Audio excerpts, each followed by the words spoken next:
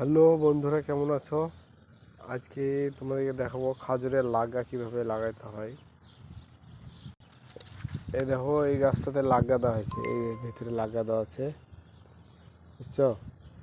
এইটা হচ্ছে কালকে বাঁধা হয়েছে, তার লেগে এটা সাদা দেখাচ্ছে। যেটা দু একদিন বাঁধা হয়ে যাবে সেটা সবুজ হবে। এটা দেখাচ্ছে একটা গাছে কটা ধরেছে, 1 2 3 4 5 6, ওইদিকে 7টা 8টা করে রাখছে এখন।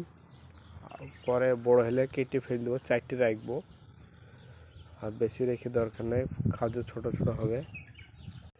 সব খাজুরের আলাদা আলাদা নাম। এই খাজুরটা হচ্ছে, এটা হচ্ছে মজদুল। দেখো, এটা খুব বড় হয়, খাজুরের জাত খুব ভালো। এইটা এসছে এবার প্রথমবার, এখন শীষ হবে নাকি। এটা হচ্ছে খালত, লাগা দেওয়া হয়েছে, এগুলো সব দেখছো। এগুলো কাল দেওয়া হয়েছে, কিছু আগে দেওয়া হয়েছে। এটা দুদিন আগে দেওয়া হয়েছে, সবুজ সবুজ হয়েছে, ঠিক আছে। মাশাআল্লাহ খাজুর ধরছে অনেকগুলা। গতবারের তুলনায় এবার খাজুরগুলো বেশ ভালো হয়েছে মনে হয়েছে।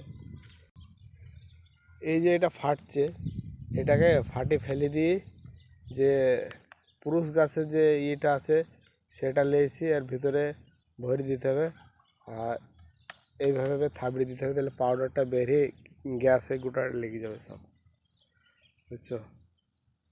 এটা খাজুরটা হচ্ছে তোমার বরহিম। এই দেখো, এটা তো সব বরহিম, ছোট গাছ, একদম মাটির সঙ্গে লেগে আছে। বরহিম সব খাজুরের গাছ।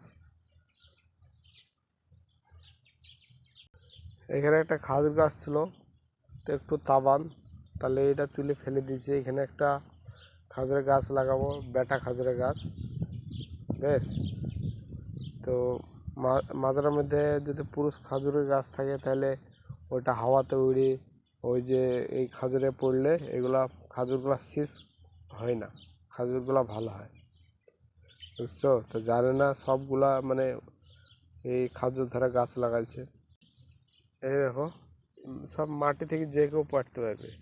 এটা ওই সবুজ হয়েছে, এটা কিছুদিন লাগা হয়েছে, এটা খুব ভালো। এমনি এই খাজুরটা তোমার কাঁচাই খাওয়া যায়, হলুদ হলুদ হবে আর খেতে শুরু করবে, খুব সুস্বাদু, খেতে খুব ভালো।